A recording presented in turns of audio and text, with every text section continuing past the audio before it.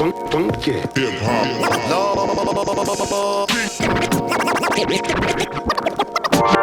was our first look at Raceface's new chainring. It's got a narrow, wide, narrow tooth profile, which is pretty cool. Retains the chain without the need of a guide or a keeper.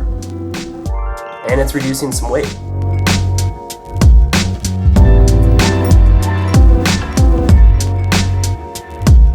A lot of riders are getting into one-by drivetrain systems because it simplifies their ride. They're still getting all the gearing they need with today's wide-range gearing ratios on the cassette, and it's reducing some weight. This is our first look. Check it out.